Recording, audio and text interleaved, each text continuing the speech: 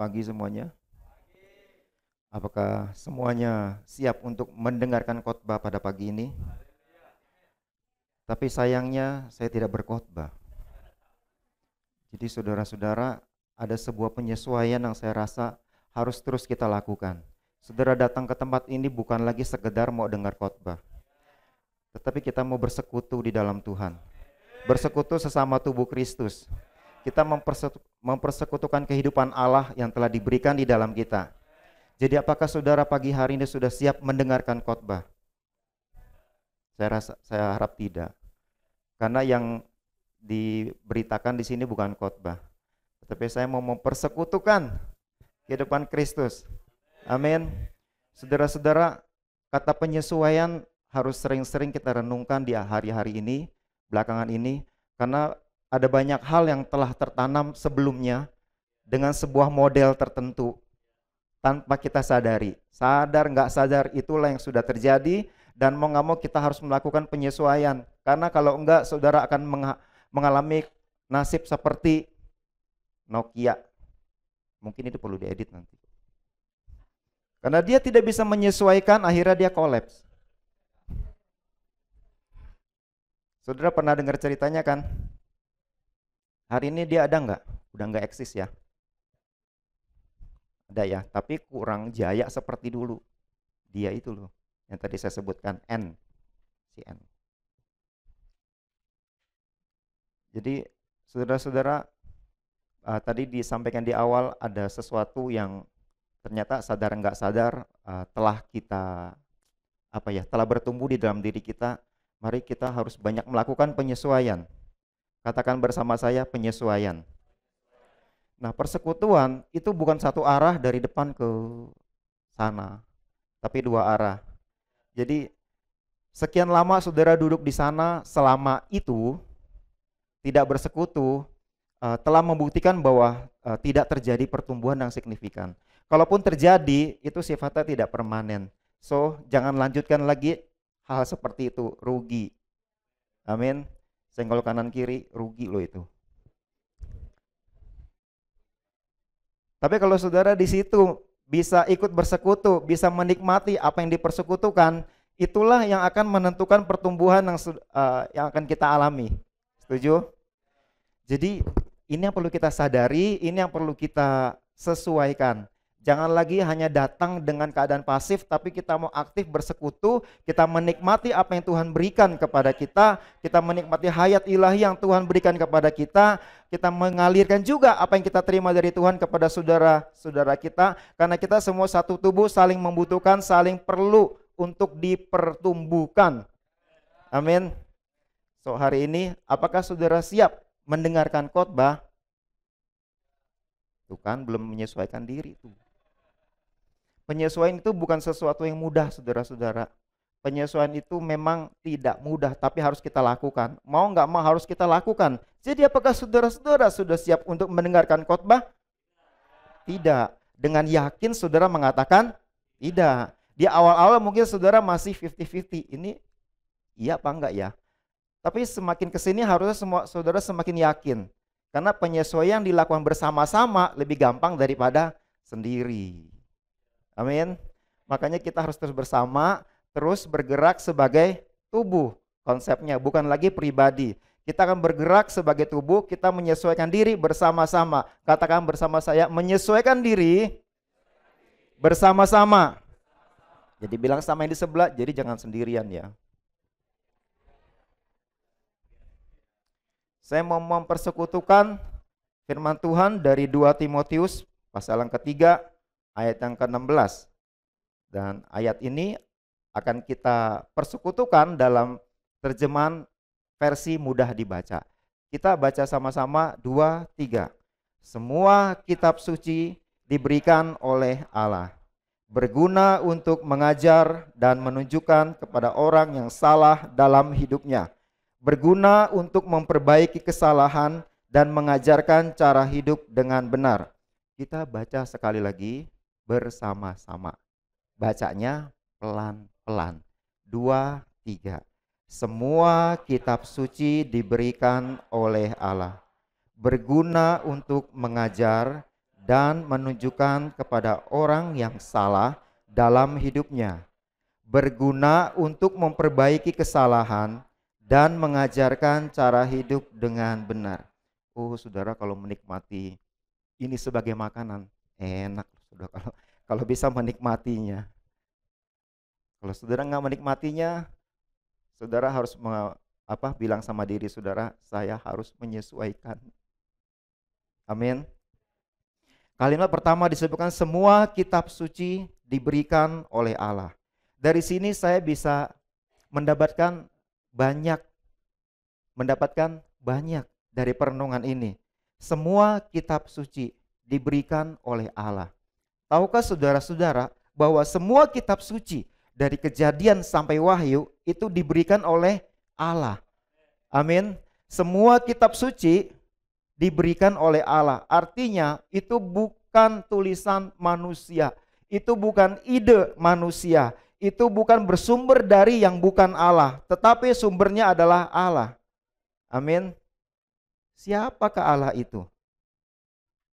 Allah yang menciptakan seluruh dunia ini. Seluruh alam semesta ini. Bumi dan segala isinya. Dia yang menciptakan.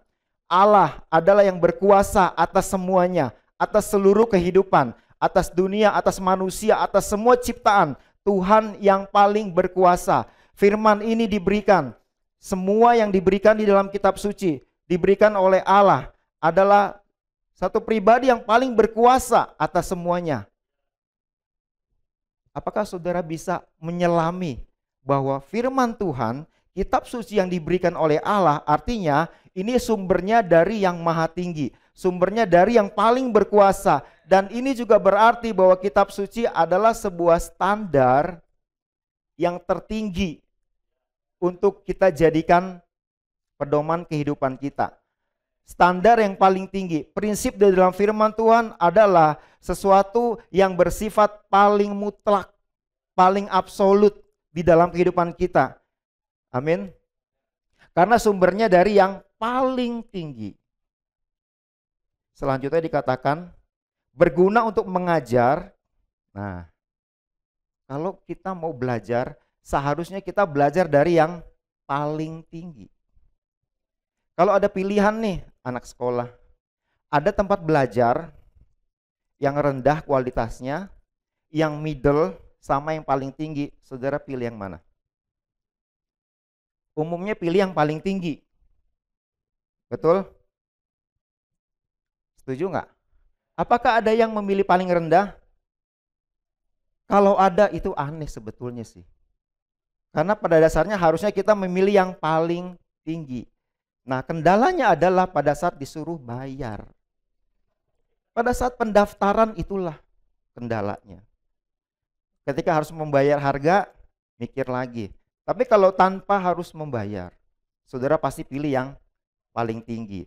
Nah, Alkitab diberikan oleh Allah untuk mengajar kita. Artinya kalau kita harus belajar, kalau kita harus menempuh satu pelajaran, yang paling utama, yang paling penting, yang harus kita pilih kalau tinggal satu, harusnya pelajaran yang ini. Amin. Betul nggak sih? Kalau dilihat dari tatapan saudara, rasanya masih ada yang iya nggak sih begitu? Saya mau bilang iya. Karena di sini adalah sumbernya dari yang maha tinggi.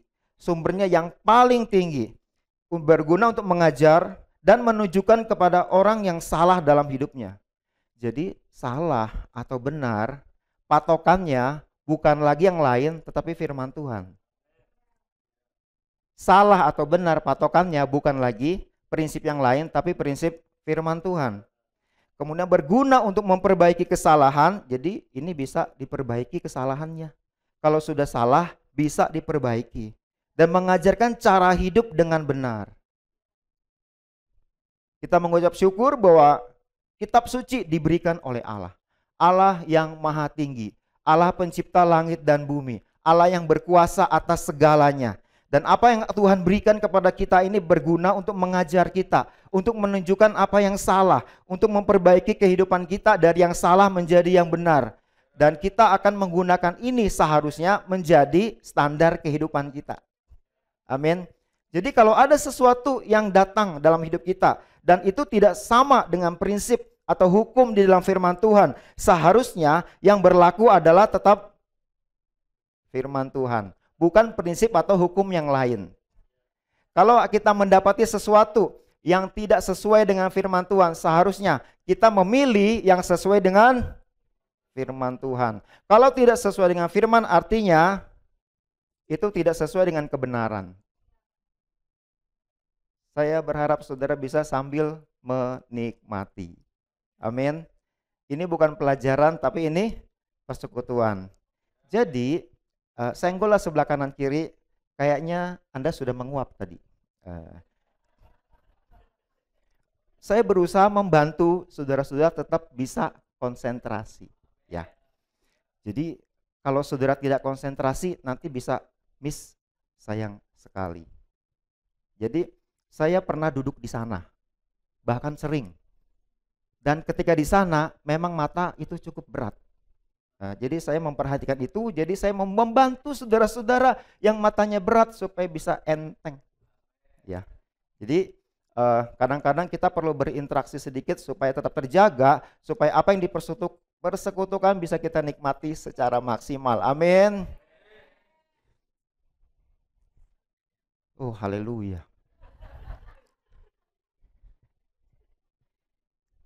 Nah, saudara-saudara, jadi patokannya apa harusnya? Firman Tuhan. Kalau bukan firman Tuhan, bukan patokan. Jadi pedomannya yang mana, saudara? Firman Tuhan. Kalau bukan firman Tuhan, itu bukan pedoman. Jadi bilang sama saya, yang bukan firman Tuhan, bukan patokan, dan juga bukan pedoman. Yang jadi patokan dan menjadi pedoman adalah firman Tuhan. Oke. Jadi untuk bisa menjadikan firman Tuhan sebagai patokan dan sebagai pedoman, kita harus memahami firman itu secara benar dan utuh. Katakan bersama saya, secara benar dan utuh. Secara benar dan utuh. Kalau tidak benar, maka yang saudara jadikan patokan itu berarti salah. Karena saudara tidak memahaminya dengan benar. Kalau tidak utuh, maka yang saudara jadikan pedoman itu adalah sesuatu yang tidak utuh. Baru sebagian. Itu ada bahayanya, saudara-saudara. Ada bahaya pada saat saudara-saudara menjadikan sesuatu sebagai pedoman, tapi saudara salah memahaminya. Saudara tidak utuh memahaminya. Saya ada kuis dulu ya, saudara-saudara. Kuis. Boleh ditampilkan sebuah tulisan. 2, 3. Nah, kalau saudara-saudara melihat tulisan ini, WPOP, kira-kira singkatannya apa? Ini yang gampang-gampang dulu ya. Jadi secara gampang, tulisan ini menurut saudara singkatannya apa? Wajib pajak orang pribadi. Yang sebelah sini ya. Kalau sebelah sini, sama nggak? Wajib pajak orang pribadi. Secara umum WPOP itu kalau dibuka dalamnya itu wajib pajak orang pribadi. Itu umum yang ada. Saudara nggak salah. WPOP itu memang wajib pajak orang pribadi. Tapi maaf, kita lagi bukan di kantor pajak. Sekarang saudara sedang di gereja. Itu menunjukkan bahwa setiap kita itu sudah punya opini, konsep, wawasan, entah apa itu, yang memang sudah terbentuk oleh eksternal. Di sana memang WPOP itu kan wajib pajak orang pribadi. Itu memang membuktikan saudara-saudara tanpa disadari ada sesuatu yang sudah membentuk kita. Kalau kita lihat ini otomatis WPOP nggak ada yang lain. WPOP itu pasti wajib pajak orang pribadi. Tetapi apakah sebetulnya WPOP yang dimaksudkan oleh yang menulis ini? Perlu saudara ikuti dulu gitu ya. Nah, sekarang versi dari yang menulisnya. W adalah satu-satu bisa nggak? Tanya. W, wawasan saudara-saudara. Ya. Jadi W nggak selalu wajib. Jadi please saudara-saudara, tadi WL yang pertama sudah menyampaikan. Opini itu berbahaya. Saudara bisa hilang nanti. Sekarang O ya. O itu apa ya? P ya, WP ya. Oke, P dulu. WP. Pemahaman. Bukan wajib pajak ternyata saudara-saudara. Dan apakah O? O adalah opini. Yang terakhir, P yang terakhir adalah persepsi. Jadi saudara-saudara, WPOP tidak selamanya wajib pajak orang pribadi. Tetapi kadang-kadang WPOP adalah wawasan, pemahaman, opini, ataupun persepsi. Semua ini semuanya mirip. Semuanya ini disadari atau tidak sadar telah ada di dalam diri kita,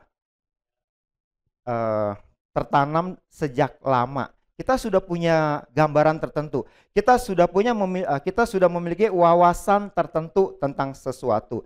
Kita sudah memiliki pemahaman tertentu atas sesuatu. Kita juga sudah memiliki opini atau persepsi tentang sesuatu. Itu sebabnya WPOP, persepsi kita adalah wajib pajak orang pribadi. Itu adalah bentukan dari sistem entah apa itu. Tapi itulah yang terjadi. Dan ini membuktikan saudara-saudara, setiap kita sebetulnya punya ini wawasan, pemahaman, opini, persepsi yang sudah terbentuk, yang belum tentu sama dengan yang dimaksudkan oleh penulis. Alkitab ditulis oleh Allah tadi. Jadi seharusnya kita punya wawasan, pemahaman, opini, persepsi seharusnya dibentuk dari firman Tuhan yang ditulis oleh Allah. Dari Alkitab yang ditulis oleh Allah. Itulah yang harusnya membentuk opini kita, membentuk persepsi kita, membentuk pemahaman kita, dan membentuk wawasan kita. Bukan sesuatu yang dari dunia ini, bukan apa kata orang, bukan dari pelajaran di sekolah, bukan belajar dari keluarga, bukan belajar dari lingkungan, tetapi dari Tuhan yang memberikan kita kitab suci yang tadi kita baca di awal. Setuju? Jadi bilang sama saya, WPOP artinya belum tentu yang itu. Jadi harus tergantung apa yang dimaksud oleh si penulis. Amin. Ini tentang persepsi, ini tentang opini, ini sesuatu fakta yang barusan saja saya berhasil buktikan. Bahwa setiap kita telah memiliki opini tertentu, persepsi tertentu yang telah tertanam sekian lama. Dan sayangnya saudara-saudara, wawasan, pemahaman, opini atau persepsi yang kita miliki ada banyak yang tidak sesuai dengan firman Tuhan. Ada banyak yang tidak sesuai dengan apa yang dimaksudkan oleh Tuhan yang menuliskan Alkitab. Itu mau nggak mau harus diakui saudara-saudara. Kita masih banyak harus menyesuaikan pemahaman kita, opini kita, persepsi kita. Bukan lagi dari apa yang sudah ada selama ini, tetapi kita mau menyesuaikan diri. Sebetulnya firman Tuhan berkata apa, sebetulnya Alkitab berkata apa. Itulah yang menjadi pedoman atau patokan untuk kita jadikan opini kita jadikan persepsi kita, pemahaman kita, dan wawasan kita. Amin saudara-saudara. Kalau sampai salah, kira-kira apa ya dampaknya? Saya mau ajak saudara-saudara membaca kitab Kejadian pasal yang ketiga, mulai ayat yang 1 sampai secukupnya. Kejadian pasal yang ketiga, mulai ayat yang pertama sampai ke 6 ya. Ya, mungkin bisa ditampilkan. Kita baca sama-sama 2, 3. Adapun ular, ialah yang paling cerdik dari segala binatang di darat yang dijadikan oleh Tuhan Allah.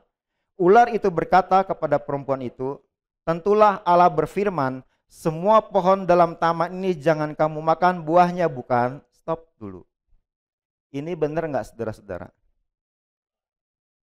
Coba sebelah sini ya. Ini betul nggak? Interaktif ya, kita bersekutu, saudara bukan belajar. Ayat pertama betul nggak statementnya? Masih ada yang ragu-ragu ya? Jangan-jangan benar. Itu masalahnya. Coba baca lagi. Jadi bacanya mesti sama-sama. Jadi saudara bisa mengikutinya. Ya, kita ulang ya. 2, 3. Adapun ular, ialah yang paling cerdik dari segala binatang di darat yang dijadikan oleh Tuhan Allah. Ular itu berkata kepada perempuan itu, tentulah Allah berfirman, semua pohon dalam taman ini jangan kamu makan buahnya, bukan? Betul atau salah?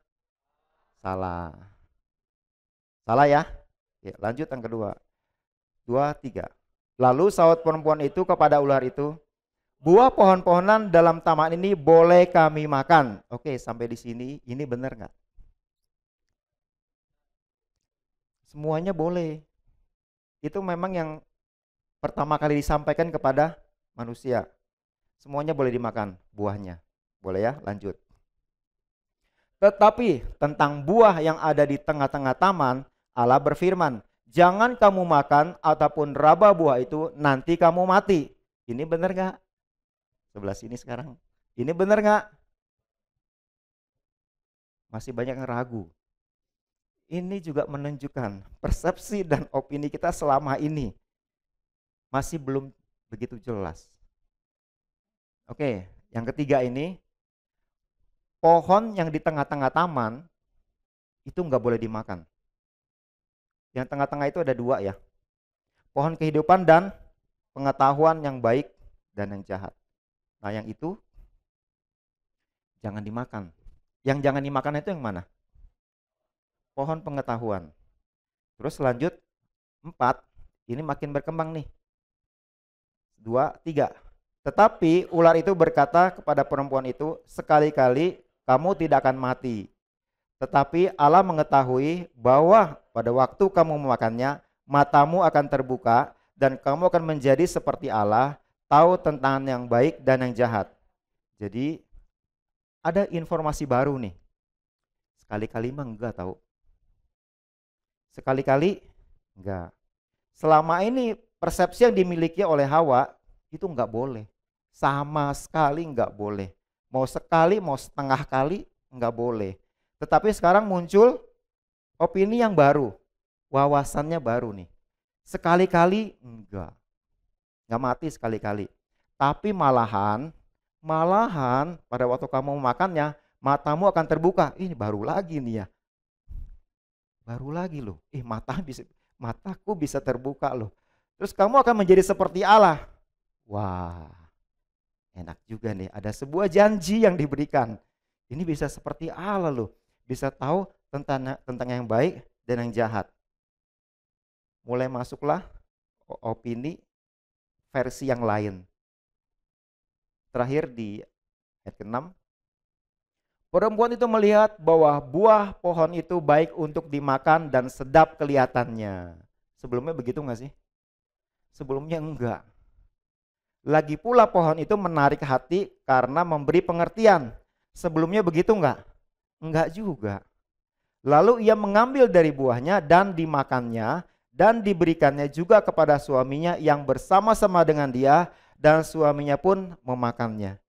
Saudara-saudara, ketika ini terjadi, ini adalah salah satu tragedi terbesar dalam kehidupan manusia yang pernah terjadi sejak penciptaan. Tahukah saudara, setelah kejadian ini manusia terpisah dari Allah. Manusia terus merosot, saudara-saudara. Manusia meleset dari tujuan Allah. Sebuah tragedi yang sangat disayangkan terjadi. Seharusnya rencana Allah bisa diwujudkan dalam kehidupan manusia. Tetapi ada opini yang telah mengubah perilaku manusia pada waktu itu. Aduh, khotbah jadi jelek, saudara-saudara. Tapi ya apa boleh buat ya. Saudara tidak mau dengerin khotbah atau belajar, saudara mau menerima kehidupan. Tolong saya untuk bisa melanjutkan dengan tegar. Bisa dilanjutkan? Jadi saudara-saudara, ini sesuatu yang sangat disayangkan terjadi. tidak benar dalam memiliki opini. Memiliki opini yang tidak sesuai dengan firman Tuhan. Memiliki opini yang berasal dari pihak lain yang itu tidak sesuai dengan firman Tuhan. Itu fatal sekali saudara-saudara. Amin. Itu fatal sekali. Itu ketika saya merenungkan ini juga, ini satu tragedi yang sangat besar sekali. Andai kata opini itu tidak masuk ke dalam Hawa, itu ceritanya beda lagi. Kondisi manusia tidak merosot seperti yang telah terjadi. Manusia tidak hidup dalam tubuh daging, tubuh celaka, yang daging seperti yang sudah terjadi. Jadi saudara-saudara, seharusnya opini kita, wawasan kita, persepsi kita harusnya dibentuk oleh firman Tuhan, bukan yang lain. Kalau sampai persepsi kita salah, opini kita salah, maka ada potensi tragedi yang besar bisa terjadi di dalam kehidupan kita. Yang seharusnya itu nggak perlu terjadi, saudara-saudara. Itu sesuatu yang sangat perlu kita perhatikan. Itu sebabnya kalau memang selama ini opini kita nggak sesuai dengan firman Tuhan, apa yang telah tertanam di dalam diri kita tidak sesuai dengan firman Tuhan, mari kita menyesuaikan diri, kita mengubah opini kita, persepsi kita membangunnya di atas firman Tuhan. Amin, saudara-saudara. Itulah yang mengajar kita, itu menunjukkan apa yang salah dalam diri kita. Itulah yang akan membawa kita hidup di dalam kebenaran. Amin. Itu sebabnya mari kita perhatikan ulang lagi, sebetulnya selama ini yang sudah tertanam di dalam diri kita, dalam bentuk wawasan, dalam bentuk pemahaman, opini atau persepsi, itu sumbernya dari mana? Apa yang sudah membentuknya? Apakah sudah sesuai dengan firman Tuhan? Apakah berlawanan? Apakah sesuai dengan apa yang Tuhan maksudkan? Apakah sesuai dengan yang menuliskan firman itu? Apakah sudah sesuai dengan Tuhan yang memberikan itu kepada kita? Dan sebagai jemaat di tempat ini, seharusnya kita bersyukur karena Tuhan terus membawa kita untuk semakin mengenal Dia dengan benar. Kalau saudara lihat Musa ketika menuntun bangsa Israel, ada sekali waktu Musa naik ke gunung Tuhan, dan Tuhan memberikan hukum-hukumnya. Cukup lama di atas gunung itu. Dan itu bukan sesuatu yang mudah, saudara-saudara. Seorang pemimpin berjuang untuk menghubungkannya dengan Tuhan. Dan kita bersyukur kalau di sini ada pemimpin yang terus berjuang untuk menghubungkan kita dengan Tuhan. Amin. Melalui berbagai peristiwa terjadi, sesuatu yang berat harus dilewati, masa-masa sulit harus dilewati untuk menghubungkan jemaat dengan Tuhan, untuk mendapatkan hukum Tuhan supaya itu bisa kita ketahui, itu bisa menjadi terang bagi kita, itu bisa dijadikan opini kita, bukan lagi opini yang dari dunia ini. Tetapi kalau saudara melihat ketika Tuhan dan Musa di atas gunung itu, setelah hukumnya dituliskan, dibawa turun, apa yang terjadi, saudara-saudara? Manusia itu cenderung untuk mencari sesuatu yang lain yang bukan Tuhan. Entah kenapa sejak dulu Musa sudah memberikan Tuhan, tapi manusia, umat Israel pada waktu itu cenderung mau mencari yang bukan Tuhan. Saudara-saudara di tempat ini, apakah ada potensi saudara mau mencari yang bukan Tuhan? Mungkin saja. Tetapi sangat disayangkan saudara-saudara, kalau sesuatu yang sangat mahal ini yang sudah di depan mata kita ini, kalau sampai lewat karena kita disilaukan oleh yang lain, itu sesuatu yang perlu kita waspadai, sesuatu yang perlu kita perhatikan baik-baik, karena itu pernah terjadi. Kalau pernah terjadi artinya mungkin bisa terjadi lagi. Dan itu terjadi kepada manusia pada waktu itu. Saudara-saudara masih manusia loh. Berarti itu bisa terjadi juga terhadap saudara-saudara. Amin. Jadi dengan apakah opini kita harusnya kita bangun? Dengan firman Tuhan. Amin. Saya kasih kuis satu lagi, ini agak lebih susah. Silakan ditayangkan. Kalau saudara-saudara melihat tulisan ini, kira-kira Apa yang ada di dalam pikiran saudara? Tempat kejadian perkara. Ada yang lain lagi? Nggak ada ya? Kok sama semua sih? Ya, karena itu sudah tertanam begitu kuat dan merata gitu loh. Mau WPOP, mau TKP, itu ditanamnya secara massal. Jadi rata-rata orang sudah mengetahui itu, TKP itu tempat kejadian perkara. Tetapi lagi-lagi saudara, saudara harus mengetahui dulu apa yang dimaksud oleh yang menulis. Gitu loh. Kadang-kadang, bukan kadang-kadang, seringkali kita membaca firman Tuhan dari persepsi kita sendiri. Itu sebabnya nggak nyambung gitu. Langsung saja T-nya adalah, oh langsung ya, tindakan, keputusan, perilaku. Jadi kalau kita sudah punya opini, punya persepsi, punya wawasan, punya pemahaman, pada akhirnya itu akan membentuk tindakan kita, membentuk keputusan kita, membentuk perilaku kita. Hawa pada awalnya punya persepsinya dari Allah, opininya dari Allah. Buah yang di tengah taman itu enggak boleh dimakan. Enggak boleh dimakan, bisa mati. Tetapi ketika persepsinya berubah, ketika opininya berubah, maka tindakan Hawa berubah. Keputusan Hawa berubah. Perilakunya berubah. Ini sama sih. Tindakan, keputusan, perilaku. Tadinya dia nggak melihat buah itu sebagai buah yang sedap, tidak menarik. Tetapi setelah opini yang baru masuk, kok dia bisa berubah ya? Dari persepsinya berubah, opininya berubah, akhirnya tindakannya juga berubah.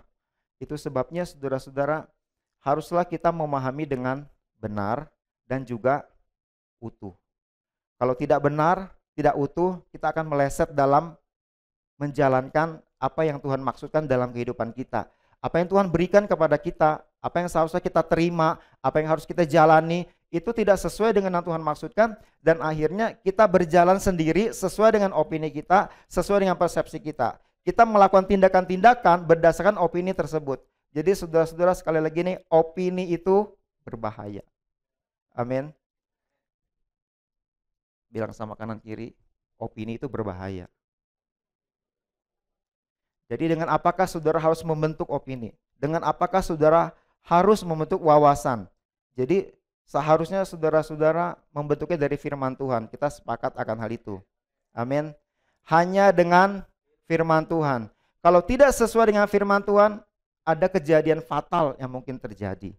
Ada kejadian tragis yang mungkin terjadi. Seharusnya Tuhan punya rencana yang besar, Tuhan punya rencana yang mulia, Tuhan punya rencana yang ajaib buat kehidupan kita, tetapi itu tidak bisa terjadi di dalam kehidupan kita ketika kita punya persepsi yang berbeda, punya opini yang berbeda.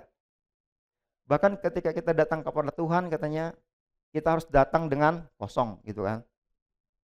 Nah, itu kosongnya juga termasuk kosong dalam opini.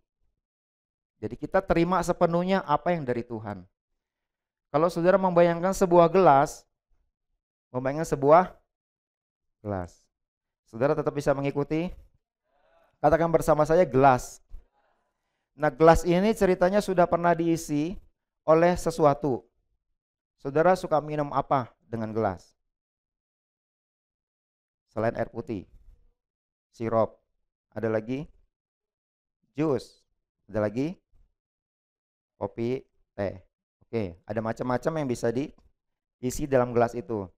Nah, ketika sudah terisi, kalau gelas itu kita tuang isinya, masih ada sisa kan? Masih ada. Jadi apa yang ada di dalam gelas itu kalau mau dibersihkan, dituang aja itu kadang-kadang nggak bersih semua, saudara-saudara. Kita mengisinya dengan, bayangkan ada keran yang dibuka, terus gelasnya itu diisi pakai air keran itu. Kalau air keran itu cuma netes doang, air putih itu terisinya kan lama ya. Kalau kita kerannya buka lebih kencang, isinya lebih cepat. Jadi seberapa lamakah gelas itu bisa bersih? Tergantung seberapa deras air keran itu ya.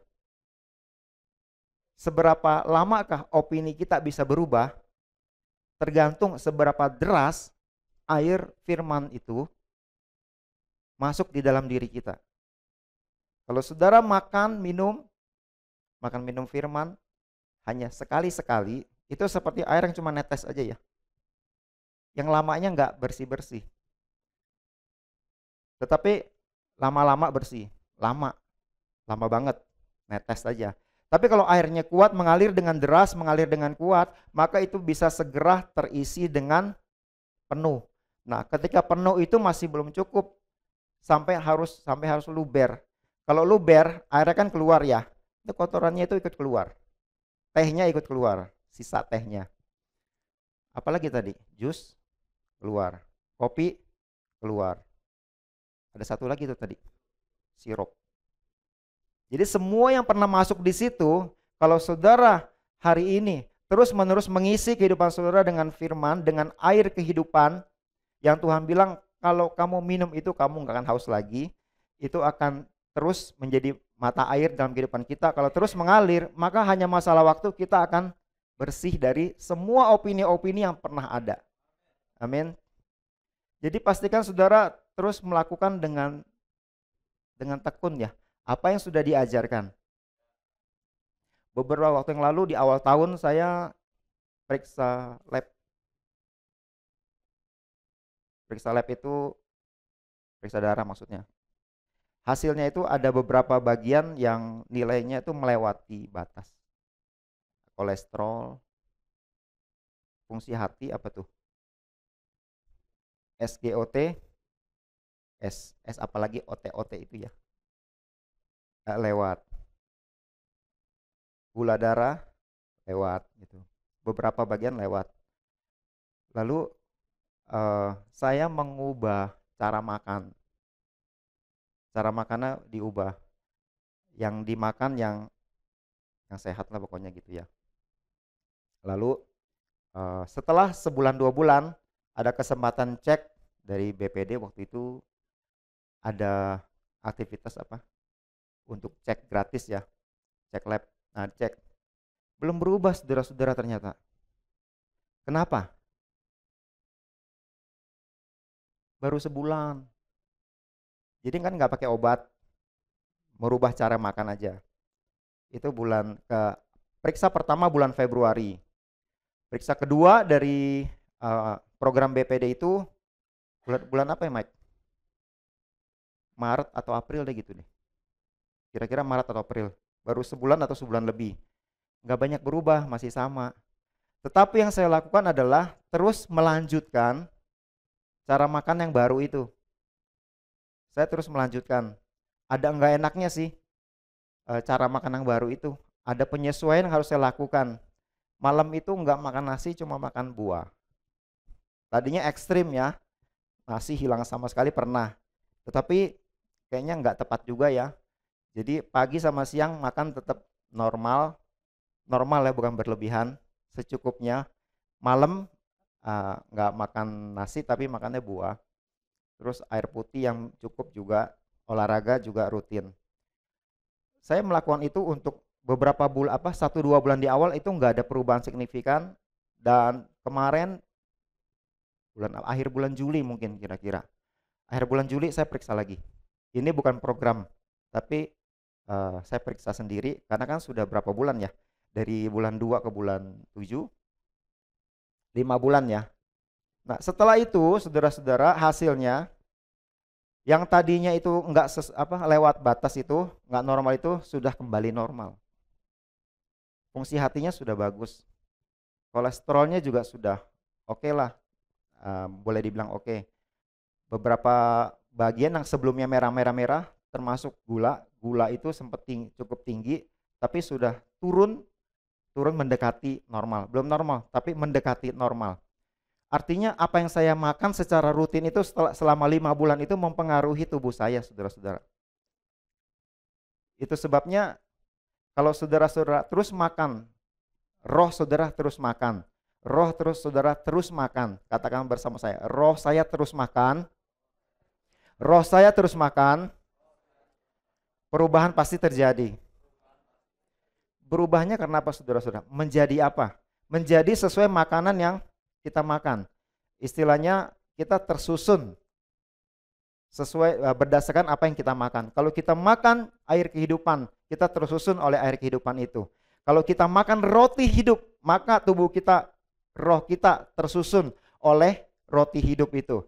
Kalau kita makan Kristus, maka hidup kita akan tersusun oleh Kristus. Amin. Berapa hari yang lalu, 2 hari yang lalu, hari Jumat, KTB sama Doni sama Prilly, terus dia bilang dalam praktek mendoa bacakan firman, dalam praktek menyuruhkan nama Tuhan, saya sih nggak rasa gimana-gimana, maksudnya tuh nggak sensasional seperti ada getaran-getaran kah, ada perasaan merinding kah, gitu-gitu. Enggak sih, enggak merasa sesuatu yang gimana-gimana, artinya biasa aja gitu rasanya. Tetapi mereka mendapati dalam kehidupan sehari-harinya, kok kayaknya ada yang berubah gitu loh. Sesuatu berubah tanpa disadari gitu loh. Dulu sering ada masalah, masalahnya itu ada-ada aja. Entah masalah salah kerja di kantor, entah masalah dalam kehidupan sehari-hari, bukan urusan kerja, ada-ada aja yang muncul masalahnya itu. Tapi sekarang itu enggak terjadi lagi. Masalahnya enggak muncul lagi. Betul ya Don ya? Betul katanya. Banyak hal menjadi mudah gitu loh. Prilly juga menceritakan bagaimana iya enggak merasa gimana-gimana gitu. Tapi ada yang berubah sih dalam kehidupan sehari-hari. Dulu kalau kerja kan suka kalau banyak gitu ya bisa salah lah, bisa kelewatan. Tapi ini kok sepertinya gampang, enteng ngerjainnya gitu loh. Kalaupun ada masalah bisa ada cepat ada solusinya. Dulu kayaknya nggak segampang ini deh. Banyak hal-hal yang muncul tapi ada solusinya. Lagi butuh apa-apa ada solusinya. Lagi butuh duit, ada yang ngasih duit. Enak juga ya saya pikir. Lagi butuh apa? Pokoknya katanya iya itu nggak tahu kenapa begitu katanya. Memang itu yang terjadi yang bisa dibagikan gitu loh.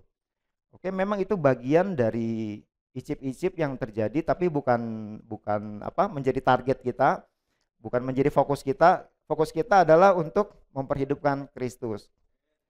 Satu hal lagi dia cerita dulu itu kalau sakit kalau dulu kan dia belakangan ini barusan sakit nih, udah sembuh. Tapi dia bandingin sama yang dulu. Dulu kalau sakit itu, saya sekalian laporan KTB. Dulu itu dia kalau sakit rasanya hampa katanya. Putus asa kayak nggak enak banget perasaannya, nggak males ngapa-ngapain, kayak pokoknya lemah, nggak berdaya kalau sakit itu, dan sembuhnya lama kalau dulu. Nah sekarang cuma dalam hitungan hari udah sembuh.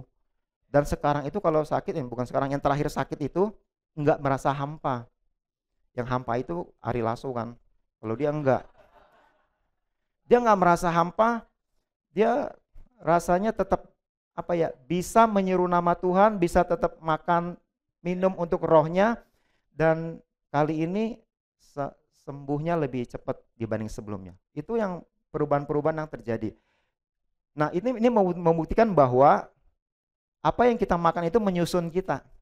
Apa yang kita makan itu membentuk kita. Kalau kita makan secara teratur, secara konsisten, tanpa kita sadari akan ada hasilnya. Mungkin tidak terjadi secara instan, mungkin tidak terjadi dalam waktu yang dekat. Saya butuh waktu 5 bulan untuk menyusun ulang kadar darah saya itu. Saya butuh waktu untuk menyusun ulang, tetapi saya melakukannya secara terus-menerus, enggak bolong-bolong gitu, konsisten. Nah, Doni sama Prilly saya rasa juga enggak full banget ya. Ada bolong-bolongnya. Tetapi yang ada bolong-bolongnya aja udah ada perubahan, artinya sudah ada yang membentuk. Makanya itu dari evaluasi itu mereka jadi diingatkan lagi untuk jangan sampai bolong, karena nanti hasilkan bisa makin lebih baik seperti itu. Mungkin kita tidak mengalami hal-hal yang spektakuler, tidak sensasional, tidak ada sesuatu yang menggetarkan, tidak ada sesuatu yang membuat kita merinding, tetapi kita makan itu nggak perlu merinding, saudara-saudara. Makan itu kita cukup kenyang, ya. Kita makan nggak usah getar-getar, tapi kita cukup bisa menikmati aja makanan itu. Dan kalau kita lakukan itu terus, maka kita pasti akan mengalami perubahan. Amin. Jadi pahamilah firman dengan benar. Pahamilah firman dengan utuh. Apa yang diajarkan di tempat ini, kita sedang berangkat saudara-saudara dengan satu kondisi yang lebih benar. Lebih benar. Arti sebelumnya, mau kita harus bilang itu masih belum tepat, belum benar, dan semakin utuh saudara-saudara. Saya mau ajak saudara lihat satu gambar ya. Tampilkan gambar angka 6 itu.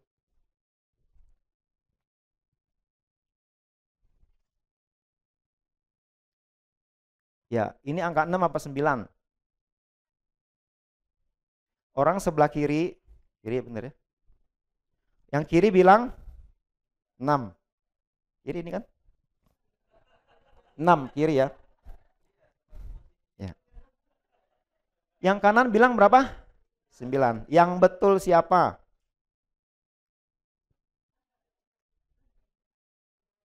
Dua-duanya betul. Berarti nggak ada yang salah. Tapi menurut yang kanan, yang kiri salah. Menurut yang kiri, yang kanan salah. Jadi yang salah siapa?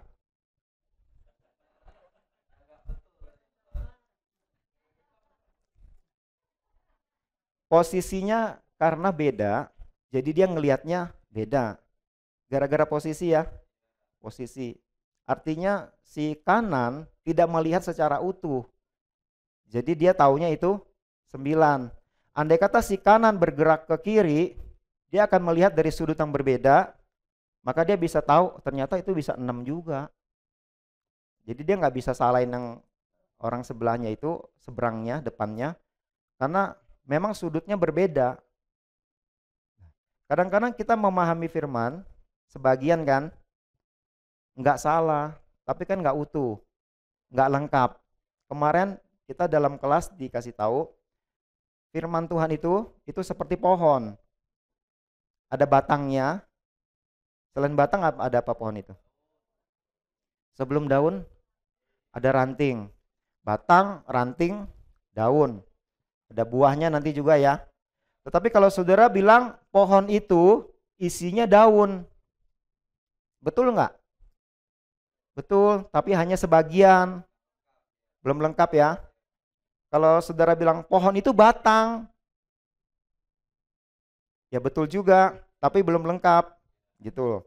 Jadi kalau kita melihat dari sudut yang lengkap, kita nggak salah-salahin yang sebagian-sebagian itu, tetapi kita terus memperlengkapi sudut pandang kita terus mempelajari firman Tuhan supaya kita bisa memahami secara utuh dan kita tidak salah dalam menjalankan, dalam menghidupi apa yang Tuhan maksudkan.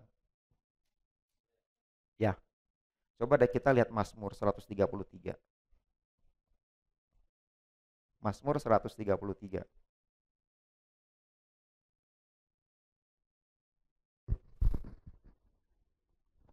Mazmur 133 kita baca sama-sama ya. 2, 3. Nyanyian ziarah Daud. Sungguh alangkah baiknya dan indahnya apabila saudara-saudara diam bersama dengan rukun. Seperti minyak yang baik di atas kepala meleleh ke janggut, yang meleleh ke janggut Harun dan ke leher jubahnya. Seperti embun gunung Hermon yang turun ke atas gunung-gunung Sion. Sebab kesanalah Tuhan memerintahkan berkat kehidupan untuk selama-lamanya. Ketika membaca perikop ini, pasal ini, ada banyak di antara orang-orang Kristen yang membacanya atau mengambilnya itu sampai dengan berkat. Kata berkat tuh ya. Tuhan memerintahkan berkat.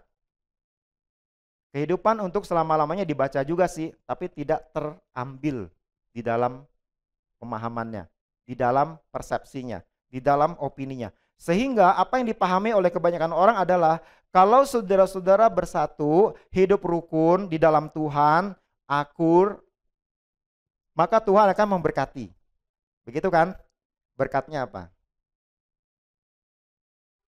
Uang, apalagi? Kesehatan.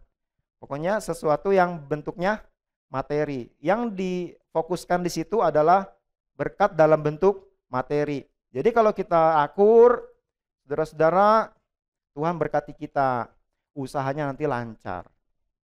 Saudara, Tuhan berkati kita, Kang taunya banyak.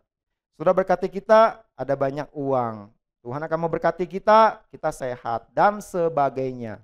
Tuhan berikan jalan keluar. Tetapi sebetulnya yang dimaksudkan di sini adalah kehidupan untuk selama-lamanya. Ini selama ini kan nggak pernah dikaitkan. Mungkin ada yang mengaitkan ya sedikit, tapi ada banyak yang tidak mengambil intinya. Sebetulnya yang Tuhan berikan, sebetulnya yang Tuhan perintahkan untuk kesanalah diperintahkan, berkat yang diperintahkan kesana itu adalah kehidupan untuk selama-lamanya. Tuhan memerintahkan hayat untuk diberikan, hayat untuk ada di sana. Tuhan memerintahkan supaya ada kehidupan Allah di dalam orang-orang yang hidup bersatu, hidup rukun. Jadi bukan yang bersifat materi. Karena yang materi itu adalah dampaknya. Itu mungkin daunnya, mungkin itu rantingnya, mungkin itu buahnya. Tetapi yang intinya adalah sebetulnya pohonnya secara utuh. Tuhan berikan. Ini kayak tadi tuh, yang lihat angka 6 sama lihat angka 9.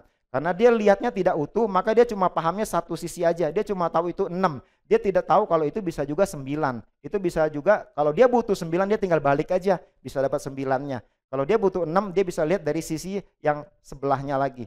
Jadi saudara-saudara, opini, persepsi, wawasan, pemahaman kita seharusnya dibentuk oleh firman Tuhan secara benar dan juga secara utuh. Amin. Sebetulnya selama ini wawasan kita, persepsi kita, opini kita, itu dibentuk dari mana saudara-saudara? Dari luar, dari eksternal kita. Hawa mendapatkan itu dari luar. Dari luar, semuanya dari luar. Awalnya juga, yang benar itu juga kita dengar dari luar juga. Tetapi bagaimana kita mengambilnya? Bagaimana kita memilihnya? Bagaimana kita menetapkan? Kalau ada informasi yang datang, kalau ada pewahyuan yang datang, saudara harus memastikan itu sesuai dengan firman Tuhan atau enggak. Itu semua datang dari luar, saudara-saudara. Persepsi, opini, pemahaman, wawasan, itu semuanya bekerja melibatkan pikiran. Amin. Melibatkan pikiran. Jadi kalau selama ini saudara tidak berhati-hati dengan pikiran saudara, itu akan menentukan jenis opini yang saudara miliki. Tadi juga di awal disampaikan ada satu pelajaran yang kemarin sangat apa istilahnya, memberkati kah atau apakah? Mindset. Ya, mind di setnya di mana? Pikiran kita di setnya di mana? Pikiran kita di setnya di daging atau di setnya di roh. Itu yang akan membentuk jenis pikiran yang kita miliki sehingga kita nanti hidupnya di dalam roh atau di dalam daging. Terus kalau kita mau memastikan lagi sebetulnya informasi yang kita terima, apakah ini sesuai dengan firman atau tidak? Kita bisa mengukur dengan cara, kalau kita mengikuti itu, kita bersandar, makin bersandar kepada Tuhan, atau kita semakin merdeka dari Tuhan. Kalau kita menerima jenis opini yang berasal dari Tuhan, yang berasal dari kebenaran, itu akan membawa kita semakin bergantung kepada Tuhan, membawa kita semakin hidup di dalam tuntunan Tuhan. Kita nggak bisa bergerak kalau bukan Tuhan yang menuntun, kita semakin bergantung dan bersandar kepada Tuhan. Sebaliknya, kalau opini itu sebuah informasi yang nantinya jadi opini, kalau kita ikuti, kalau kita terima, itu membuat kita semakin merdeka dari Tuhan, kita semakin terpisah dari Tuhan, itu jelas-jelas bisa kita jadikan penilaian, kalau sampai merdeka ini bukan dari Tuhan. Kalau sampai kita bebas dari Tuhan, bukan dari firman-Nya yang paling tinggi itu, saudara-saudara. Jadi bagaimana kita mengetahui sebetulnya opini kita ini sudah dibentuk oleh firman atau bukan? Salah satu tolak ukurnya adalah apakah kita semakin bersandar atau kita merdeka dari Tuhan. Itu salah satu yang bisa kita jadikan bahan pertimbangan ketika kita terus menerima sesuatu. Kalau kita belajar dari tempat ini, bahkan saudara-saudara, kalau kita terima apa yang diajarkan dari tempat ini, apa yang disampaikan di tempat ini, kalau itu membuat kita semakin terpisah dari Tuhan, kita semakin sendiri, semakin independen, itu menunjukkan ada yang sesuatu yang salah. Karena seharusnya kita dibawa semakin mendekat kepada Tuhan. Kita semakin bergantung kepada Tuhan. Kita semakin bersandar kepada Tuhan. Amin, saudara-saudara. Katakan bersama saya, semakin bersandar. Semakin bergantung. Tidak terpisah. Tidak terpisah dari siapa? Dari Tuhan. Oke, boleh senggol kanan kiri. Jangan terpisah dari Tuhan. Salah satu hal yang perlu kita perhatikan saudara-saudara adalah WPOP itu semuanya ada di pikiran. Jadi berhati-hatilah dengan pikiran saudara. Selama ini pikiran saudara di setnya itu di mana? Apakah di set di dalam roh atau di set di dalam daging? Apakah pikiran saudara di set dengan sesuatu yang dari Tuhan atau di set dari opini publik atau di set dari sesuatu yang bukan Tuhan? Satu ayat lagi kita akan baca ya. Amsal pasal yang keempat ayat yang ke-23. Ini versi mudah dibaca. Hari ini kita banyak bacanya dari versi mudah dibaca. Amsal pasal yang keempat ayat yang ke-23. Baca sama-sama 2, 3. Di atas segala-galanya hati-hatilah terhadap apa yang kau pikirkan, karena pikiranmu mengendalikan hidupmu. Ini di atas segala-galanya, saudara. Di atas segala-galanya artinya di atas segala-galanya. Di atas segala-galanya artinya di atas segala-galanya. Artinya semua di atas semuanya, kita harus hati-hati terhadap apa yang kita pikirkan. Kata hati-hati di sini mengandung satu pesan bahwa ini sangat berpotensi terjadi. Pikiran kita itu mengendalikan kehidupan kita. Kenyataannya seperti itu. Kalau pikiran kita itu diletakkan di atas daging, maka hidup kita akan dikendalikan oleh daging. Kalau pikiran kita ditaruh di atas roh, maka rohlah yang mengendalikan pikiran kita. Nah, pikiran kita yang telah dikendalikan entah roh atau daging itu adalah nantinya akan membentuk opini, membentuk persepsi, membentuk pemahaman, dan nantinya akan pada ujungnya akan membentuk perilaku kita, membentuk keputusan kita, membentuk tindakan kita. Saudara-saudara, mari kita berhati-hati terhadap apa yang kita pikirkan. Mari kita berhati-hati menempatkan pikiran kita. Mari berhati-hati set pikiran kita. Mari berhati-hati di dalam kita menggunakan pikiran kita. Berpikirlah dengan menggunakan pikiran yang diletakkan di atas roh, bukan di atas daging. Amin, saudara-saudara. Katakan sama saya, berhati-hatilah. Berhati-hatilah dengan pikiran kita. Bilang sama kanan kiri, hati-hati dengan pikiran saudara. Karena itu akan membentuk opini kita. Pikiran kita bekerja menyerap sesuatu dari luar yang akan membentuk persepsi kita. Dan itu akan membentuk perilaku kita. Pastikan semuanya itu adalah firman Tuhan. Pastikan semuanya dari Tuhan. Pastikan semua yang benar. Amin.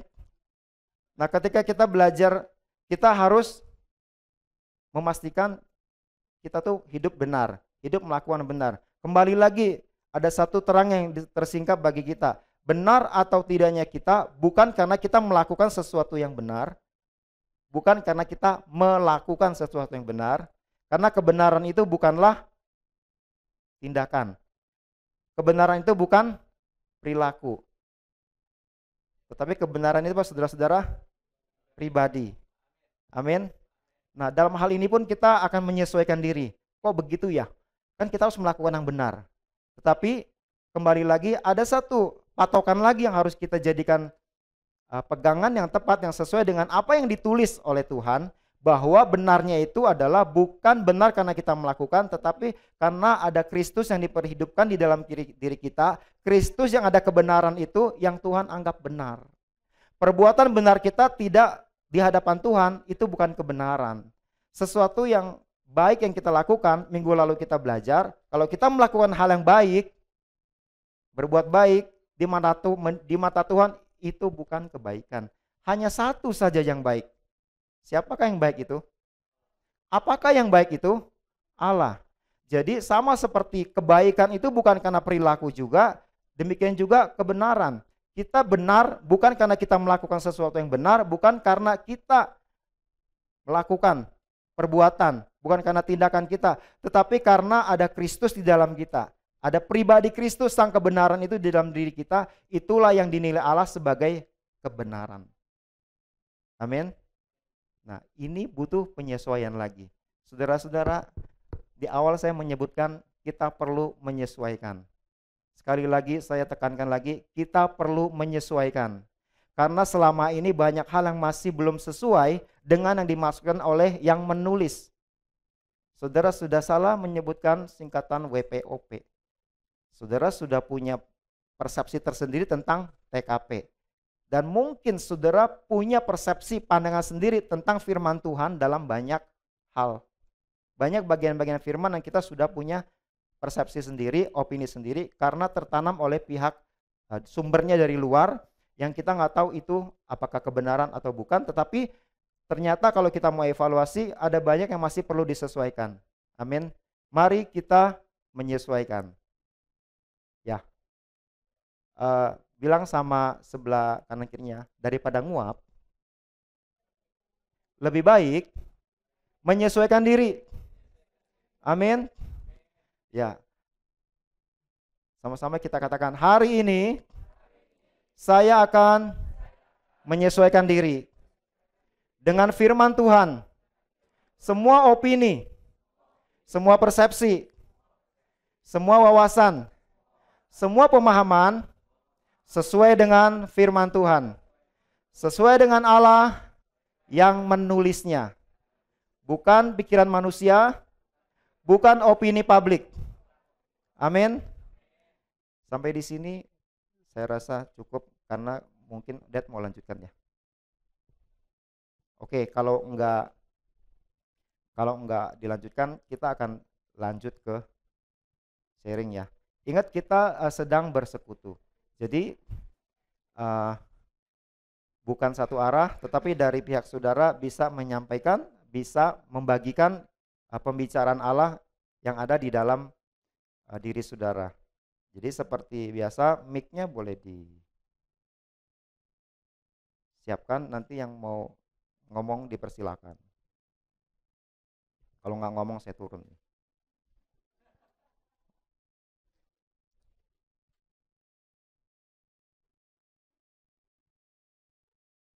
Saudara boleh tanya, tapi jangan yang susah-susah. Saudara lebih baik, bukan bebas lah, mau tanya, mau sharing silakan.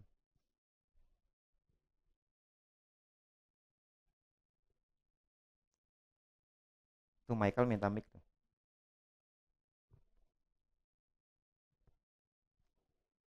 Ya, saya mau sharing. Tadi waktu ketika Aci sharing, saya begitu diberkati dengan kata-kata ketika dia mengatakan bahwa ketika dia terus makan firman Tuhan, Allah tuh menjadi bagian dia. Nah, kata bagian itu sangat melekat ya kepada saya gitu. Jadi seperti kayak Tuhan itu benar-benar menjadi bagian saya ketika saya makan. Artinya kan dia saya tersusun seperti yang saya makan itu. Dan akhirnya kan tadi Dad juga waktu dia melanjutkan itu juga berkata, He is my portion. Nah, di situ pas dia bilang portion itu, saya diingatkan dengan satu lagu yang berkata, sekalipun dagingku dan hatiku lenyap, tetap sekalipun hatiku dan dagingku lenyap, tetaplah dia bagianku selamanya. Jadi saya dari ayat itu seperti hidup ya bagi saya ya. Jadi ketika saya makan firman setiap hari dan itu daging saya tuh kayak lenyap gitu. Tapi nggak apa-apa, karena Allah menjadi bagian saya selama-lamanya. Ketika daging saya lenyap, ketika saya mengalami kematian setiap hari dari makan hayat Tuhan, maka tetaplah Allah selama-lamanya dalam hidup saya. Jadi itu benar-benar ayat itu benar-benar jadi hidup bagi saya pada saat itu. Dan ketika khotbahkan tadi mengenai opini juga sama. Tidak dikhotbahkan ya, tidak dikhotbahkan, dipersekutukan. Ya, di persekutuan tadi. Itu benar-benar opini itu benar-benar membuat saya menyadari bahwa memang kalau kita makan firman Tuhan setiap hari dan Tuhan menjadi bagian kita, itu opini kita, wawasan kita, pemahaman kita itu bukan dibentuk dari luar, tapi keluar dari dalam, dari yang tersusun tadi di dalam itu. Jadi daging saya tuh udah lenyap, yang ada itu hanyalah tetaplah Allah selama-lamanya menjadi bagian saya, dan ketika saya di dalam diri saya itu tercetak Tuhan gitu ya, tersusun dari Tuhan, maka semua yang saya baca itu akan muncul dari si penulisnya, bukan dari opini yang saya punya atau pendapat orang lain yang saya dengar gitu. Jadi semuanya berasal dari dalam. Jadi satu kesatuan gitu ya dari Tuhan sendiri yang berbicara, menyingkapkan kepada saya, lalu hikmatnya keluar dari dalam diri saya untuk memahami apa yang Tuhan maksudkan dari sudut pandang Tuhan sendiri. Gitu. Iya, thank you. Ketika Michael menyampaikan, kita semoga perlu ikut menikmati. Aci ya. Ya, saya menikmati tadi apa yang dipersekutukan oleh Bro Andre gitu kan. Saya menikmati dan tadi kan dikatakan opini ini istilahnya pernah terjadi waktu kita tadi baca tentang Hawa gitu ya, yang jatuh dalam dosa tadi di Kejadian, itu pernah terjadi. Artinya kemungkinan juga bisa terjadi gitu ke dalam diri kita. Nah di situ saya iya ya siap, maksudnya gini, saya harus terus berjaga-jaga gitu loh. Dengan persekutuan tadi itu membuat saya ini tuh seperti pagar untuk saya terus harus berjaga-jaga. Saya harus menjaga diri saya juga gitu. Dengan apa? Ya dengan memasukkan firman Tuhan gitu, dengan makan gitu kan. Biar saya berjaga-jaga jangan sampai kalau saya lengah itu opini yang dari luar pasti dengan mudah masuk gitu. Karena saya nggak bisa lagi jumowo, sombong gitu. Oh saya kan udah tahu kebenaran ini gitu. Terus udah tahu, saya nggak mungkin lah kayak Hawa istilahnya gitu. Itu justru dengan begitu saya akan mudah balik lagi seperti kejadian Hawa, dan ternyata dengan opini yang kayaknya kita nggak terlalu ini ya concern gitu kan. Opini ya terkadang opini kita kan baik juga gitu, tapi dengan opini itu kesalahan besar dan fatal itu terjadi di situ. Nah saya menjagai jangan sampai kesalahan yang besar dan fatal itu terulang lagi, terjadi lagi dalam diri saya. Jadi penyelewengan opini itu sangat mungkin terjadi. Penyelewengan opini. Dari opini yang seharusnya berdasarkan firman, tetapi bisa aja diselewengkan. Biasanya itu yang sangat berpotensi menyelewengkan adalah hal-hal yang baik. Kan itu baik, kelihatannya baik gitu. Jadi kadang-kadang itu juga tanpa sengaja itu kita terima dan membentuk opini kita yang akhirnya tanpa kita sadari kita terselewengkan seperti itu. Harusnya patokannya adalah apakah ini dari roh atau dari daging gitu ya, dari jiwa. Apakah ini membawa kita semakin bersandar kepada Tuhan atau semakin merdeka? Itu kita mesti cek terus gitu ya. Ya, ada lagi? Ana. Oh, bagus dulu. Ya, saya Ana bisa dikasih mic-nya dulu. saya menikmati ya dan mendapat terang dan sekaligus diberkati dengan sharing dari Mas Andre ya.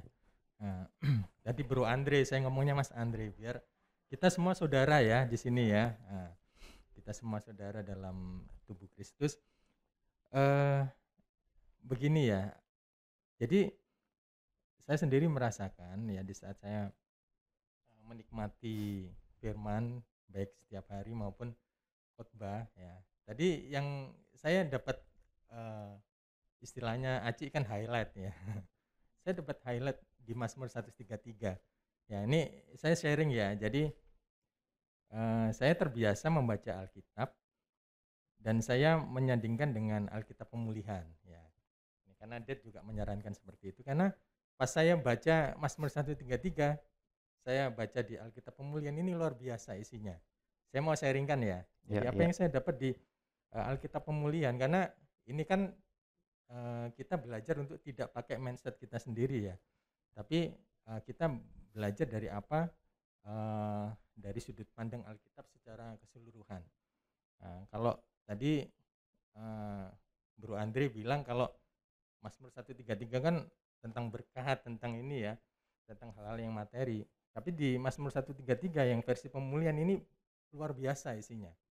Ya, di situ dituliskan melambangkan anugerah Allah yang segar dan menyegarkan yang datang kepada kita melalui rahmat Allah yang segar. Anugerah ini Allah Tritunggal yang telah melalui proses dan rampung sempurna menjadi suplai hayat kita untuk kenikmatan kita. Wah, saya ini baca ini, ternyata Tuhan berikan ini untuk suplai hayat untuk kenikmatan kita.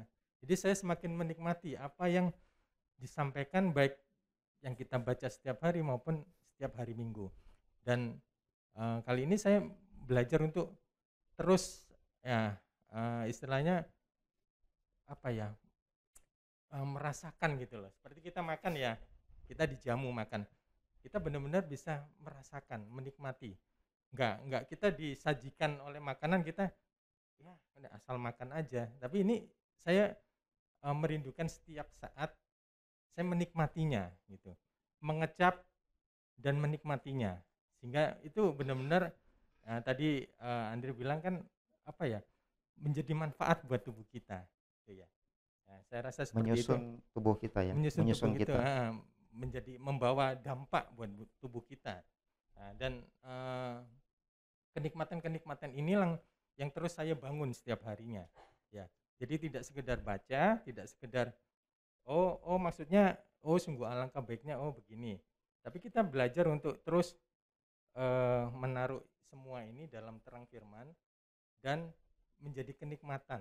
Nah, dan sebenarnya di Alkitab Pemulihan ini saya banyak diberkati ya, karena di situ dituliskan penjabarannya sangat apa ya, di luar out of the box. Kadang kita mikirnya ini tentang berkat, tapi ternyata di situ dituliskan hal yang di luar itu, bahkan yang sebenarnya itu berbicara tentang Kristus gitu, bukan tentang kita gitu ya. Nah, menurut saya itu aja yang saya sharingkan. Terima kasih. Ya, terima kasih. Kalau lebih utuh, nggak cuma sepotong, lebih apa ya, kita nggak kehilangan apa yang seharusnya menjadi bagian kita. Yang kita kejar nggak salah, bukan berkat materinya, tapi Kristus yang telah disediakan, dan juga seperti apa yang disampaikan tadi melalui versi Alkitab Pemulihannya ya. Puji Tuhan, kita semua bisa ikut menikmati dari sharing-sharing ini ya. Ana, bisa lanjutkan? Iya, terima kasih Bang Andre. Ya, kan kita saudara. Apa? Mas Jawa, Bang Andre Batak. Ya, untuk hari ini sangat menikmati sekali dari awal, dan saya lebih meng-highlight masalah tentang opini, karena dari 2 minggu yang lalu ketika kita ada dalam pelatihan itu, opini itu terus ada di seperti selalu ada di pikiran saya gitu. Ternyata selama ini ketika saya membaca Alkitab, itu terkadang tanpa saya sadari banyak opini saya pribadi. Jadi opini itu lebih ke seperti Marta yang ketika yang di Yohanes 11 itu, yang ketika Lazarus mati dan dia berkata kan sama Tuhan gitu, "Duh Tuhan, coba datangnya berapa hari yang lalu, kan saudara saya nggak akan mati bla bla bla bla bla bla," gitu. Dan ternyata ketika saya baca kembali itu saya seperti Marta, terlalu banyak opini gitu. Dan kebetulan hari ini Ko Andre membawakan hal yang sama, dan itu sangat benar-benar terkadang opini itu muncul tanpa kita sadari. Itu seperti kayak kalau misalnya dulu tuh seperti orang mengalir. Dan tadi Ko Andre kan bilang opini itu kadang-kadang munculnya dari hal-hal baik. Dan kita pasti berpikirnya baik kok Tuhan, bener kok gitu. Nah, tapi dengan pelatihan yang kemarin itu saya langsung dibukakan, coba untuk tidak beropini tapi menerima apa adanya, apa yang kamu baca dan apa yang kamu terima. Seperti itu. Dan saya mulai mempraktekkan seperti tadi, dari sepanjang kita mendengar sepanjang saya mendengarkan, saya coba menerima dari Tuhan, saya ingin menerima apa adanya, apa yang disampaikan. Saya tidak mau beropini. Ternyata setelah terus dibukakan dan diterangi, terkadang tuh saya, apa yang disampaikan oleh yang di depan itu, saya suka ada muncul opini sendiri. Begitu dalamnya Tuhan menerangi saya dan saya langsung bertobat, "Duh Tuhan, saya mau ketika apa yang saya dengar dari depan, itu nggak ada opini lagi." Karena saya tahu ketika saya beropini itu akan menghambat saya. Ketika saya langsung mengeluarkan opini atau wawasan, ya kita kan Kristen kan udah cukup lama, pasti sedikit banyak kita tahu Alkitab gitu kan, baca Alkitab, ya itu dia, tapi sepenggal-sepenggal. Karena ada wawasan itu, opini itu yang menghambat pada akhirnya saya selalu menerima, oh, oh ya udah begini, oh berarti begitu ya. Padahal sebenarnya dengan oh begitu ya, oh begininya itu sebenarnya baik.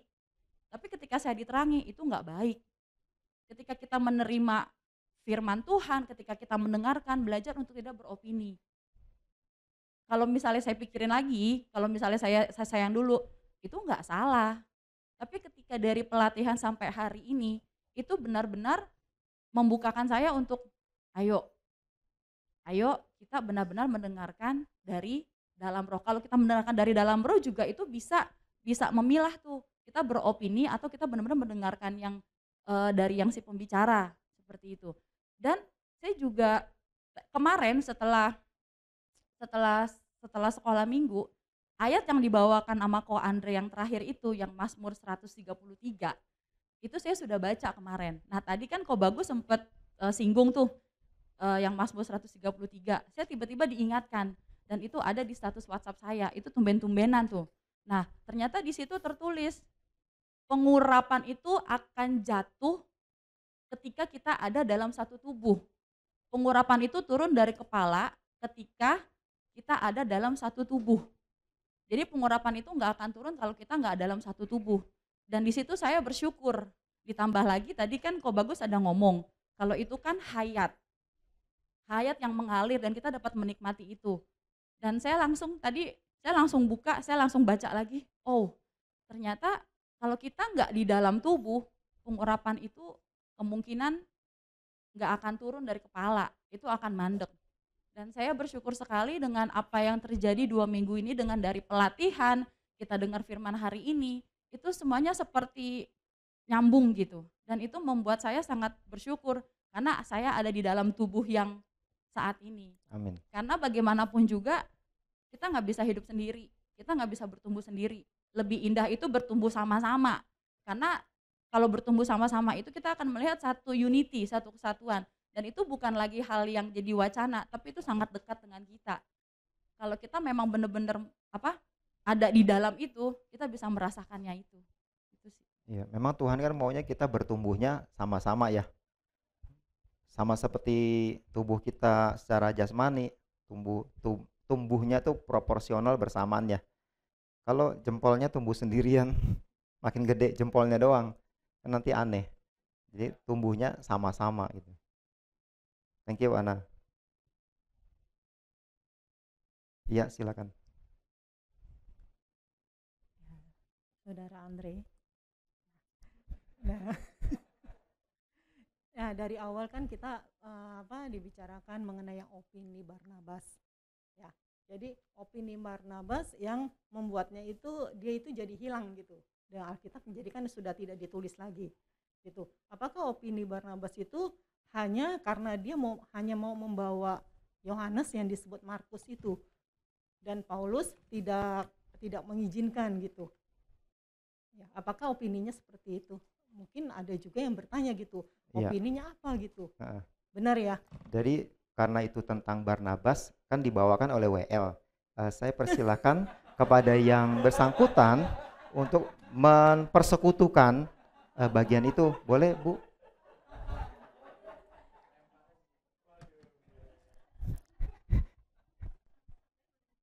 Iya. Nanti dilanjut setelah yang ini dibahas gitu ya. Kalau bisa ada ininya, penjelasannya ya. Ini jawab dulu apa? Diminta dijawab dulu katanya.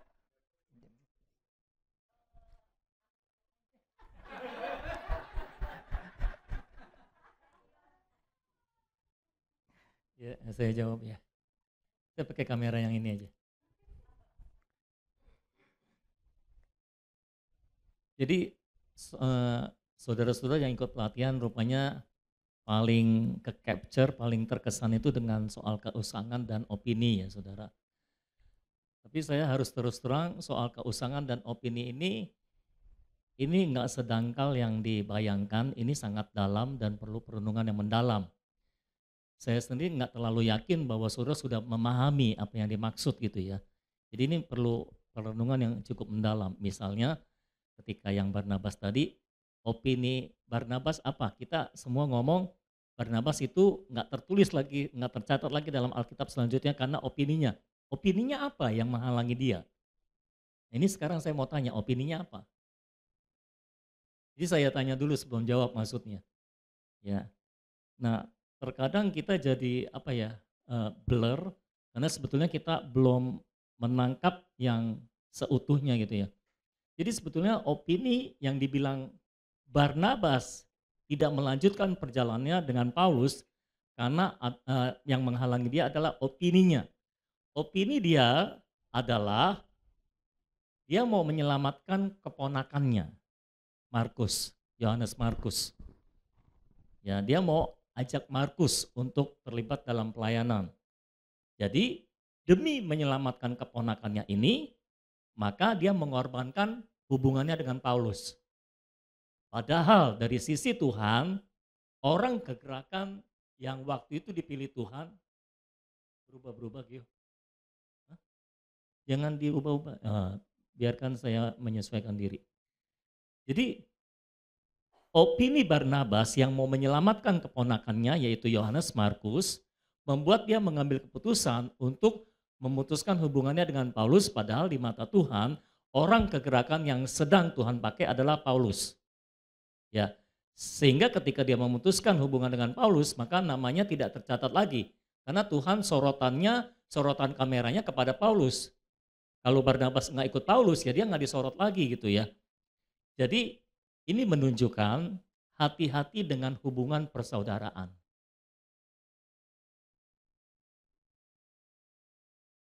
Karena hubungan persaudaraan bisa menghalangi kita untuk mengikuti kegerakan Tuhan. Jadi hati-hati. Hubungan persaudaraan. Seringkali karena hubungan saudara kita mau menyelamatkan anak kita mau menyelamatkan saudara kita, karena kita mau menyelamatkan, jadi kita mengorbankan pekerjaan Tuhan atau kegerakan Tuhan. Nah itu yang terjadi dalam kehidupan Barnabas. Hubungan persaudaraannya dengan Yohanes Markus itu membuat dia kehilangan kegerakan Tuhan. Itu opini yang menghalangi Barnabas, yaitu hubungan saudara. Ya itu, kalau Barnabas itu. Udah, jadi kalau dijawab mau dilanjutkan ya? Ya, jadi lebih jelas sih kalau dijabarin seperti itu ya. Nah, jadi memang kita ya memang harus berhati-hati dengan opini. Tapi ya kalau saya saat saya menikmati sih yang tadi dipersekutukan dan saya mendapati jadi kalau kita beropini itu korelasinya dengan kayak menghakimi gitu. Kan Tuhan kan juga bilang jangan menghakimi siapapun gitu. Tapi kita memang kalau kita ditanya mau menghakimi orang enggak, pasti kita bilangnya tidak mau. Tapi secara kita tidak sadar, apa yang menjadi opini kita terhadap siapapun atau apapun, itu secara nggak sadar, ternyata kita itu sudah menghakimi. Gitu. Jadi saya sih yang mendapati terangnya seperti itu. Jadi ya memang kita harus berhati-hati saat kita beropini. Gitu. Oke, thank you. Boleh saya lanjutkan lagi? Ya. Jadi saudara-saudara tentang opini dan keusangan ini saya sendiri merenungkannya dan ini saudara benar-benar harus memahami secara lebih mendalam karena seringkali kita sedang bicara tentang hati-hati dengan opini. Nah ketika kita bicara tentang hati-hati dengan opini, sebetulnya kita sendiri sedang beropini. Nah itu bahayanya saudara. Kita sendiri nggak sadar kalau kita punya opini yang menghalangi kita untuk menerima pewahyuan baru dari Tuhan. Kayak gitu. Sehingga terkadang kita seperti Marta, Tuhan bilang, akulah kebangkitan dan hidup. Lalu Marta bilang, yes, puji Tuhan, engkaulah Mesias, anak Allah yang hidup. Nah, kan beda saudara. Tuhan mewahyukan dirinya sebagai kebangkitan dan hidup, Marta menerima Tuhan sebagai Mesias, anak Allah yang hidup. Itu pewahyuannya yang lama, yang menjadi opini, yang menghalangi dia untuk menerima pewahyuan yang baru tentang Tuhan, bahwa Tuhan adalah kebangkitan dan hidup. Jadi Marta cuma sampai pada batas Tuhan adalah Mesias. Dia tidak bisa menerima pewahyuan yang baru tentang Tuhan adalah kebangkitan dan hidup. Ya, jadi Tuhan ngomongnya dia menyatakan dirinya sebagai kebangkitan dan hidup, tapi Marta menerima Tuhan sebagai Mesias, anak Allah yang hidup. Nah, Marta sendiri saya yakin waktu itu merasa dikobarkan rohnya. Dia bilang, yes, aku menangkap pewahyuan gitu. Tetapi tanpa sadar pewahyuan yang dia terima itu sebetulnya bukan pewahyuan yang dari Tuhan, tapi pewahyuan dari opininya sendiri. Bahwa Yesus adalah Mesias. Padahal pada waktu itu Yesus menyatakan diri sebagai kebangkitan dan hidup, bukan sebagai Mesias. Jadi seringkali kita seperti itu saudara-saudara. Kita merasa berkobar, kita merasa gembira, semangat karena merasa menerima pewahyuan, tapi ternyata pewahyuan itu bukan pewahyuan yang Tuhan maksud. Tapi itu pewahyuan yang terbentuk dari opini kita. Jadi kita terima pewahyuan Tuhan bukan dari sumber aslinya, jadi sudah berubah, mengalami perubahan, di screening oleh opini kita. Tapi kita merasa itu pewahyuan buat kita. Padahal itu bukan pewahyuan dari Tuhan.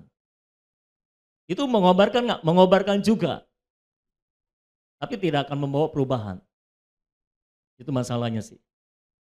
Ya, jadi dan saya melihat dari pengalaman, yang paling sulit, opini yang paling sulit adalah opini dari orang yang sudah merasa bisa mendengar suara Tuhan. Wah, ini berat ini saudara. Karena kalau orang sudah merasa mendengar suara Tuhan, itu benar-benar dipegang erat-erat karena ini Tuhan nih, suara Tuhan saudara. Ya, nah ini susah. Makanya paling susah mengajar orang pewahyuan baru kepada orang yang sudah merasa bisa mendengar suara Tuhan. Itu susah. Karena ketika kita ajarkan sesuatu yang agak berbeda dengan apa yang dia dengar, dia menentangnya. Dan kalau apa yang kita ajarkan itu seringkali dia merasa, aku sudah tahu, aku sudah terima dari Tuhan. Gitu. Jadi paling susah seperti itu. Ya, misalnya contoh, saya sudah cerita berulang-ulang kepada saudara, tahun 85 saya dengar suara Tuhan di telinga sebelah kiri saya sendiri, audible bahkan itu. Saya dengar Tuhan berkata, kamu akan menjadi pendeta besar. Saya menerima pewahyuan, saya akan menjadi pendeta besar dari opini saya sendiri. Menurut pengertian saya pada waktu itu, pendeta besar adalah saya akan khotbah KKR di stadion-stadion terbesar di dunia ini. Kalau Stadion Utama Senayan udah pastilah gitulah saudara ya. Jadi pikiran saya tentang pendeta besar adalah stadion, KKR, khotbah, kesembuhan, membangkitkan orang mati, mentahirkan orang kusta, menyembuhkan orang sakit. Itulah pendeta besar dalam konsep saya. Itu sebabnya saya nggak pernah mau jadi gembala. Lalu ketika Tuhan dalam tanda kutip jorokin saya jadi gembala, saya mau nggak mau jadi gembala karena diatur situasinya, jadi saya jadi gembala saudara-saudara. Ketika saya jadi gembala, visi mengenai pendeta besar itu masih ada dalam diri saya, dan sekarang opininya berubah, tapi opininya sumbernya masih sama, yaitu opini saya sendiri. Berarti pendeta besar yang saya berubah lagi, saya bilang, oh saya ngerti sekarang. Berarti pendeta besar yang Tuhan maksud adalah saya akan menggembalakan gereja besar yang jumlah jemaatnya ribuan dan di situ akan terjadi berbagai mujizat. Itu pendeta besar dalam pikiran saya. Jadi ketika saya jadi gembala, opininya berubah sesuai dengan kejadian. Tetapi itu tetap belum pewahyuan Tuhan yang saya terima sebetulnya. masih opini saya. Nah ini kan repot kalau orang bisa mendengar suara Tuhan, saudara. Loh saya dengar sendiri loh, audible loh. Nggak ada yang bisa membantah itu, saya juga nggak bisa membantah itu audible, saya sampai terasa terdengar di telinga kiri saya. Saya pikir pendeta yang ngomong, saya lihat ke sebelah kiri saya, nggak ada pendeta, pendetanya lagi ada di sana, tumpang tangan orang. Saudara-saudara, nah ini suara Tuhan masalahnya. Nah butuh waktu yang cukup panjang untuk mengubah ini. Sekarang saya boleh bersaksi, saya boleh berkata, rasanya sekarang ini saya baru paham maksud Tuhan mengenai saya akan menjadi pendeta besar. Ya saudara, di pendeta besar, pengertian yang saya pahami sekarang adalah pendeta besar adalah pendeta yang tersalib.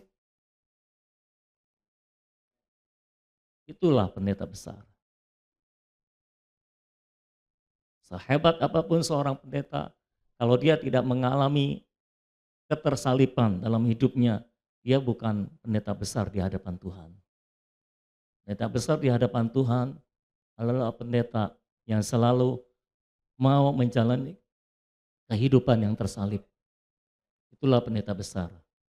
Dan saya juga cerita sama saudara, saya dengar suara Tuhan. Tuhan bilang, saya akan mendirikan Christian Life Center, CLC singkatannya. Nah, dalam perjalanan waktu, itu mengalami perubahan, dan sekarang saya baru bisa bilang, saya paham sekarang pewahyuan yang Tuhan berikan dalam hidup saya, suara yang saya dengar dari Tuhan itu, bahwa yang dimaksud dengan Christian Life Center adalah hayat ilahi ini. Dan sekarang Tuhan bawa saya ke situ. Jadi butuh waktu yang cukup panjang, saya sudah pelayanan puluhan tahun, dan semasa puluhan tahun itu, jadi orang Kristen juga puluhan tahun, semasa puluhan tahun itu, semua keusangan dan opini dikikis pelan-pelan oleh Tuhan. Dan sekarang, mungkin sekarang saya bisa berkata, rasanya sekarang saya menjadi orang yang lebih segar, baik di hadapan Tuhan, baik di hadapan manusia. Mudah-mudahan tidak ada lagi keusangan, tidak ada lagi opini di dalam diri saya. Ya, Rasul Paulus adalah contoh yang paling bagus untuk orang yang selalu datang di hadapan Tuhan sebagai bejana yang kosong. Ya, Petrus tidak bisa seperti itu. Ya, Petrus masih terhalang oleh keyahudiannya, oleh Taurat. Padahal kalau mau dibilang, Paulus itu lebih terdidik dalam hal Taurat, saudara. Yaitu golongan Farisi, sekte terkeras. Ya, dan dia benar-benar pengabdi Taurat. Makanya dia punya surat kuasa untuk menganiaya orang Kristen untuk membela Taurat. Jadi kalau mau dibilang sebetulnya kalau dari latar belakang, Paulus harusnya lebih Taurat, lebih Yahudi daripada orang Yahudi. Petrus kan cuma nelayan yang nggak dididik dalam Taurat seperti Paulus, saudara-saudara. Tapi ternyata Petrus lebih susah keluar dari Taurat dibanding Paulus. Paulus malah yang melawan Taurat. Padahal dulu dia pengabdi Taurat. Itu saudara-saudara. Kenapa? Karena Paulus bilang, aku melupakan apa yang di belakangku dan aku mengarahkan diri pada apa yang di depanku. Aku berlari-lari mengejar tujuan. Itu panggilan Allah di dalam Kristus Yesus, saudara-saudara. Jadi Rasul Paulus selalu mengosongkan dirinya ketika dia berhadapan dengan Tuhan. Pengalaman yang kemarin nggak dihitung sama dia. Karena seringkali pengalaman kemarin jadi opini sekarang buat kita. Nah itu juga berbahaya. Pengalaman kita dengan Tuhan termaksud di dalamnya. Itu sebabnya Paulus bilang, aku melupakan semua yang ada di belakangku. Termasuk pengalamannya dengan Tuhan. Dia lupakan ketika dia berhadapan dengan Tuhan hari ini, dia fresh. Dia memulai permulaan yang baru dengan Tuhan. Dan tahukah saudara, setiap hari Tuhan memberikan permulaan yang baru kepada kita. Ya, makanya ada baiknya kalau kita doa pas matahari terbit itu jam 6-an, karena itu tanda permulaan yang baru, saudara-saudara. Permulaan yang baru. Jadi setiap hari kita harus memulai permulaan yang baru. Yang kemarin nggak dihitung. Pengalaman kemarin nggak dihitung. Ya, pewahyuan kemarin nggak dihitung. Penyebab kenapa Petrus sulit menerima pewahyuan Tuhan adalah karena dia menerima pewahyuan kemarin, Taurat menjadi pewahyuan sekarang. Sehingga ketika Tuhan wahyukan yang baru dia tidak bisa terima. Itulah keusangan, itulah opini. Jadi jauh lebih dalam pemikirannya, pemahamannya sebetulnya saudara-saudara. Jadi memang kita harus hati-hati, benar hati-hati. Tapi tolong dipahami yang dimaksud dengan keusangan dan opini itu seperti itu. Termasuk suara Tuhan yang kita dengar, itu bisa jadi opini kita yang menghalangi kita untuk menerima pewahyuan baru tentang Tuhan. Paham ya saudara ya? Biarlah kiranya Tuhan menolong kita supaya kita bisa maju terus. Dan setiap hari kita tidak ada keusangan. Setiap hari adalah baru buat kita. Setiap hari kita menjadi orang yang selalu baru. Selalu diperbarui setiap hari. Ya kan? Rasul Paulus bilang gitu kan. Manusia batini aku diperbarui dari sehari ke sehari. Kita selalu memulai permulaan yang baru di dalam Tuhan.